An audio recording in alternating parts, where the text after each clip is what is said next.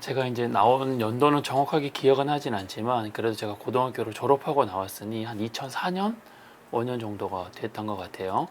예, 그 보육원에서 삶이 정말 힘들었거든요. 매일 맞고 매일 굶고 하는 일상이 계속 반복되다 보니까 어린 제가 감당하기에는 정말 힘들고 두렵잖아요. 실제로 뭐 지옥보다 더 지옥 같은 시간이었다라고 회상해 보면 그렇게 고백할 수밖에 없는데, 그런데 사실 그것보다 더 두렵고 힘든 시간이 있었거든요. 그게 언제냐면 이제 퇴소한 날을 기다리는 날이 저희들한테는 제일 지옥 같았던 것 같아요. 왜냐하면 먼저 퇴소한 선배들이 어떻게 살아가는지 저희들은 매일 소식을 들으면서 나도 저렇게 살 수밖에 없구나라는 두려움, 또 어떤 고통, 뭐 공포, 뭐 이런 것들로 막 그 날을 기다렸던 것 같아요. 왜냐하면 그걸 피할 수 있는 게 아니잖아요. 나이가 되면 나가야 되고, 또 선배들의 삶을 보니 저와는, 제가 저 선배들이랑 다른 삶을 살 수 있을 거라는 어떤 확신이나 기대가 전혀 없었으니까요. 당연히 나도 저렇게 살 수밖에 없구나라는 두려움으로 계속 기다렸던 것 같아요. 뭐 선배들 같은 경우에는 뭐 범죄나 뭐 성매매나 뭐 이런 안타까운 상황들에 계속 빠져 있었으니까 당연히 저도 그 길을 걸어갈 수밖에 없겠구나, 제 미래가 그렇게 결정돼 있겠구나라고 그렇게 생각을 하면서 퇴소한 날을 두려움으로 기다렸던 것 같아요. 실제로 이제 제가 보육원 퇴소하는 할 시점이 되니까 제가 이제 고등학교를 졸업하게 되면요, 이제 나와야 돼요. 그때부터 정부의 지원이 이제 다 끊기거든요. 그러니까 보육원에서도 더 이상 보호해야 될 의무가 사라지고 또 지원금도 나오지 않기 때문에 어떻게 더 이상 돌보아 줄 수는 없는 상황인 거죠. 그때부터 이제 압박이 들어오죠. 언제 나갈 거냐라는. 예. 그런데 당시에 저 같은 경우에는 제가 돈이 있었던 게 아니잖아요. 그리고 보육원에서 돈을 이렇게 주신 것도 아니었어요. 너무 어려웠던 상황이었기 때문에. 그래서 선배가 먼저 5만 원을, 선배가 이제 제 통장으로 5만 원을 보내줬어요. 그래서 그 5만 원을 들고 제가 무작정, 저는 경상북도 안동 출신인데 안동에서 서울로 올라오게 됐고, 이제 서울로 올라오게 된 이유는 뭐 워낙 미디어에서 서울에 대한 얘기를 많이 하니까 당연히 서울로 가야겠구나, 거기 가면 뭔가 할 수 있겠구나라는 기대감에 이제 오게 됐는데, 강변역이었어요. 강변역에 도착했는데 실제로 제가 뭐 아는 사람도 없고 연고지도 없다 보니까, 거기서 이제 6개월 정도 제가 노숙 생활을 했던 것 같아요. 정말 그 노숙 생활을 하면서, 이거 제가 선택한 게 아니잖아요. 어쩔 수 없는 그 상황들에 제가 있었기 때문에 노숙 생활을 하면서 이제 형들 또 누나들의 그 상황들이 조금 더 이해가 되더라고요. 아, 그렇게 살 수밖에 없었던 이유들이 있었구나. 정말 원망 많이 했거든요, 형들. 그리고 뭐 마음으로도 욕을 또 많이 했고, 그 저렇게밖에 살지 못하나라는 그런 마음을 많이 가졌는데, 제가 막상 퇴소하고 나니까 그런 상황들이 충분히 이해가 되더라고요. 아무튼 퇴소한 직후는 제가 한 6개월 정도 노숙 생활을 그렇게 했었습니다. 이제 노숙 생활을 하다 보니 이제 먹여주고 재워줄 것이 절실하게 필요하다라는 걸 알게 됐어요. 그리고 제가 이제 보육원에 있을 때 형들이 몇몇 형들이 식당에서 일한다라는 얘기를 들었거든요. 그래서 저도 제가 뭔가 할 수 있는 사람도 아니고 뭐 자격증이 있는 것도 아니고 공부를 많이 한 상황도 아니었기 때문에 먹여주고 재워줄 곳이 어딜까 계속 고민하다 보니 형들이 이제 일한다는 식당을 이제 떠올리게 됐고, 아, 그럼 나도 식당에서 일을 해야 되겠구나라고 생각이 들어서 막 이제 오픈하려고 하는 이태원의 큰 건물에 식당이 하나 있었어요.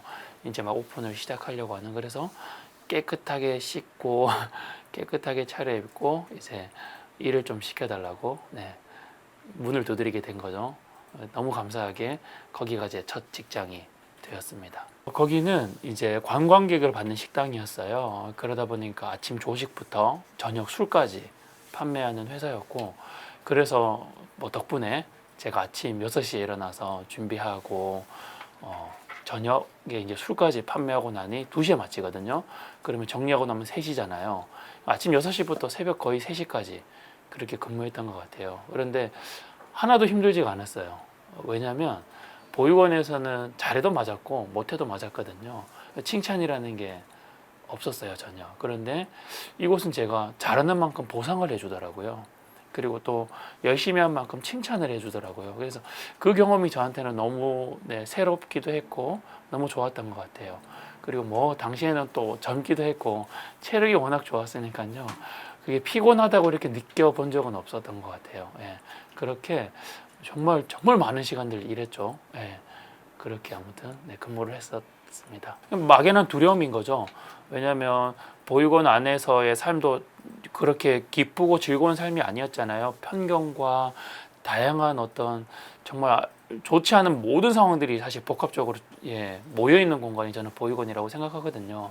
근데 그것조차도 즐거운 공간이 아닌데 그러면 저는 사실 퇴소한 날을 기다렸어요. 처음에는 빨리 어른이 돼야겠다. 그러면 내가 모든 걸 선택하고 결정할 수 있잖아요. 그런데 그 모든 걸 선택하고 결정할 수 있는 선배들의 삶을 보니 너무 무서운 거예요. 네. 계속해서 범죄나 안타까운 상황들에 형들이 있는 모습을 보면서 이게 보육원 안에 있는 게 오히려 어쩌면 천국일 수 있겠구나라는 생각이 들었어요. 그래서 막연한 두려움, 어떤 그런 생각으로만 가득했던 것 같아요. 예. 지금 또 이렇게 보호 종료가 돼서 나오는 친구들과 그 당시는 또 다르지 않나요? 그렇죠. 너무 많이 다르죠. 어떤 점들이 더 많이? 먼저는 외형적으로 굉장히 많이 달라졌어요. 보육원이라는 공간이 시설도 굉장히 좋아졌고 뭐 입을 것이나 먹을 것을 걱정하지 않아도 되는 상황들이 됐고 또 보육원을 퇴소할 때 어느 정도의 여유 자금들을 정부에서 지원도 하고 또 자립을 위한 또 다양한 프로그램들도 준비가 되어 있잖아요. 그래서 외형적으로는 정말 많이 달라지고 바뀌었어요. 그런데 제가 아이들을 지금도 지속적으로 만나는데요. 그래서 사실 저는 그렇게 생각했어요. 저의 경험들이, 제 보육원에서 했던 경험들이 지금은 쓸모 없겠구나. 왜냐면 너무 달라졌으니까. 그런데 아이들을 만나서 얘기를 나눠보니까요. 외형적인 건 다 바뀌었지만 내면의 그 상처나 아픔은 그대로 남아있더라고요. 그래서 내가 경험했던 것들이 우리 아이들한테 정말 여전히 도움이 되고 있고 필요하구나라는 걸 많이 느꼈는데요.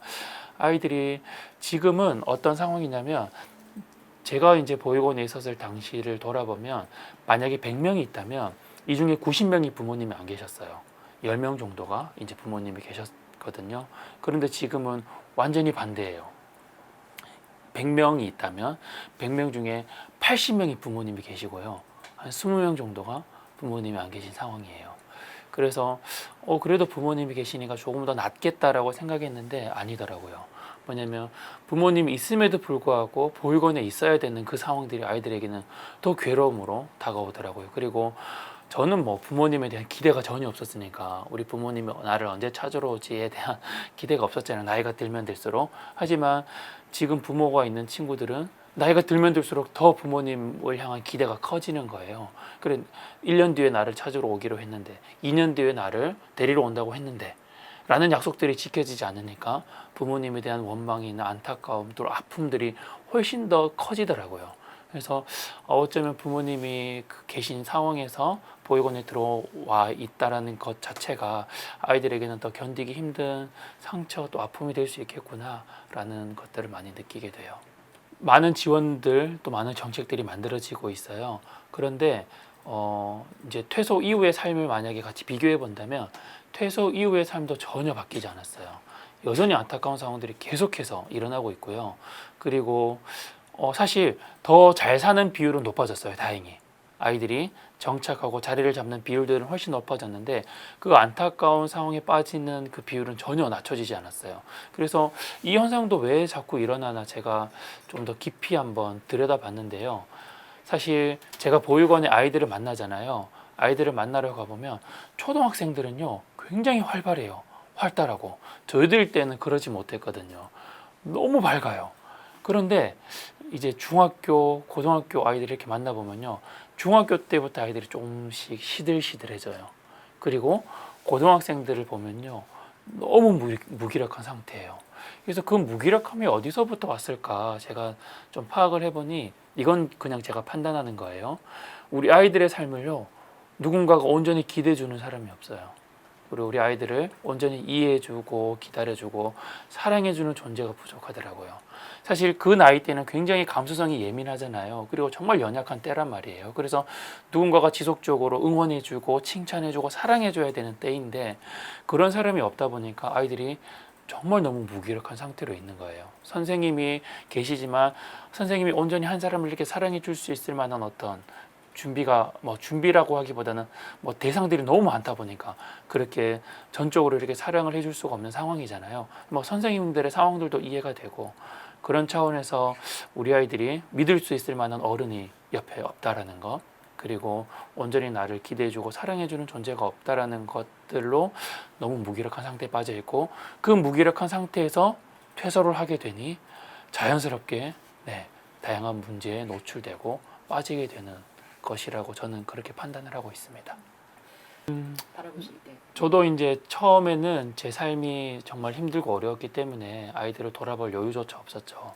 그런데 저의 이제 보육원의 삶이 그냥 저만을 위한 삶이 아니라는 것을 깨닫게 되면서 이제 아이들을 돌아봤을 때 사실 제가 동일하게 살아왔었잖아요. 그 삶을 뭐 보육원에서의 삶도 그랬고 보육원을 퇴소한 시간들도 그랬고, 그런 상황들을 보면 사실 제가 경험하는 것처럼 아프죠. 또 힘들어요. 그런 것들을 보고 듣는다라는 게 그래서 제가 지금 그 일에 좀 더 올인하고 그 일에 더 마음을 쏟는 게 아닌가 싶어요. 왜냐하면 너무 감정이입이 이렇게 크게 되니까요. 최근에 한 2, 3주 전이었을 거예요. 2, 3주 전에 제가 4명의 친구를 만났거든요.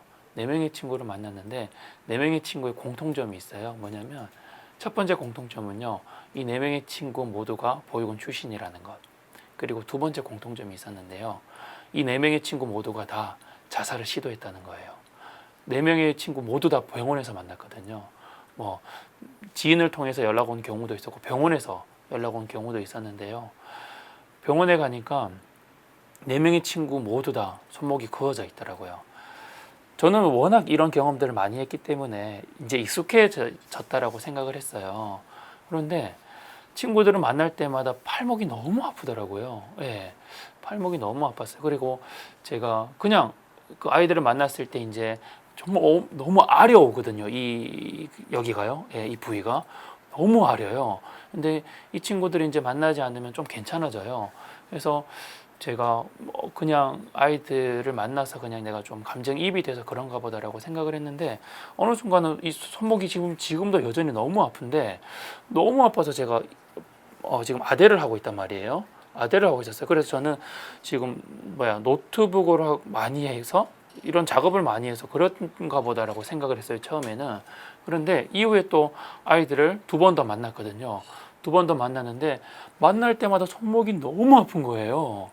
그래서 이제 그때 알았어요. 아, 이게 내가 뭐 작업을 잘못해서가 아니라 이 아이들을 만나면서 아이들의 그 상황들이 저한테 너무 이입이 되더라고요. 그리고 아이들의 이제 이야기를 들어보면서 사실 손목을 걷는다라는 건 정말 결코 쉽게 선택할 수 있는 게 아니잖아요. 그만큼 아이들의 지금의 삶이 이것들을 선택하는 것보다 훨씬 더 고통스럽고 훨씬 더 힘들었구나. 그리고 아무도 지켜봐주지 않고 누구도 자신의 상황들을 이해해주지 않았던 것들이 너무 힘들고 아팠구나라는 것들을 느끼면서 그냥 그런 것들을 보면서 너무너무 힘들죠. 사실 이거는 단련이 되는 건 아닌 것 같아요. 매 순간순간마다 처음 느끼는 것처럼 데미지가 있고, 저도 그냥 제 3자의 입장에서 데미지를 입는데 우리 아이들은 어떻겠어요? 그 삶을 직접 맞닥뜨리고 그런 것들을 또 선택한 친구들이잖아요. 그러니까 이들이 또 겪는, 또 경험하는 고통들, 지금 경험하는 고통들도 그렇지만 이후에 겪는 그런 트라우마들이 정말 크겠구나라는 것들을 보면서 너무너무 힘들죠. 또 괴롭기도 하고, 그래서 빨리 이 문제를 해결해야겠구나라고 생각이 들고, 그래서 저희가 브라더스 키퍼를 빨리 성공시켜야 되겠다라는 그런 마음들이 있기도 하면서, 더불어서 개인이 후원하거나 개인이 지원하는 건 한계가 있잖아요. 그래서 다양한 법들을 제안하고 다양한 법들을 또 바꾸어 가려고 하는 노력들을 하는 이유가 그 이유라고 생각이 됩니다. 18세 독립이라는 게 참 너무 이르다는 생각이 드신 거죠? 이르다고 생각이 들기도 하고요. 한편으로는요, 이르다고 생각되지 않기도 해요. 왜냐하면 만약에 지금 저희가 작년까지 22세, 24세까지 보호기간을 연장해야 된다라는 논의가 국회에서 굉장히 많았거든요. 그런데 예산의 이유로 다 네, 반려가 됐어요. 그런데 사실 저는 그 전에 분명히 22세, 24세 연장이 돼야 된다고 생각해요. 하지만 이거는 두 번째 문제 같아요. 18세 이전에 보육원안에서 우리 아이들을 얼마나 잘 케어하고 자립에 대해서 얼마나 더 잘 준비시켜 주느냐가 저는 우선이라고 생각하거든요. 왜냐하면 이러한 것들이 제대로 되어 있지 않으면요, 22세에 나가도 동일할 거예요. 24세에 나가도 동일할 거란 말이에요. 그러면 그 2년이라는 시간 혹은 4년이라는 시간이 저는 버려진다고 생각하거든요. 예. 그래서 이걸 무작정 연기하고 연장하는 게 중요한 게 아니라요, 보호 기간에 있을 때, 아이들이 보호 아동으로 있을 때 정말 자립에 대한 준비들을 조금 더 철저하게 해줘야 된다고 생각을 해요. 그리고 그럼에도 불구하고 자립이 준비되지 않는 친구들은 연장을 검토해 봐야겠죠. 연장을 또 생각해 봐야겠죠. 저는 그런 차원에서 좀 바라봐 주셨으면 좋겠다라는 생각을 해요. 무작정 18세는 너무 이른 나이야, 퇴소시키면 안 돼. 그럼 20세, 22세 연장해요. 그럼 22세 준비가 안 되면 또 어떻게 해요? 24세 연장해. 24세에 또 준비가 안 됐어요. 그럼 어떻게 해요? 너희는 성인이니까 나가야 돼. 그런 또 잣대로 아이들을 바라볼 수는 없잖아요. 지금도 마찬가지거든요. 너희는 성인이야. 그러니까 나가야 돼. 준비를 제대로 시키는지 안 시켰는지를 먼저 바라봐야 되는데 그 나이로 사실 아이들을 계속 가늠하고 있잖아요. 그런 차원에서 저는 먼저 나이가 중요한 게 아니라요, 보호 기간 중에 아이들을 정말 자립에 대한 준비들을 철저하게 해주는 게 저는 우선이라고 생각합니다.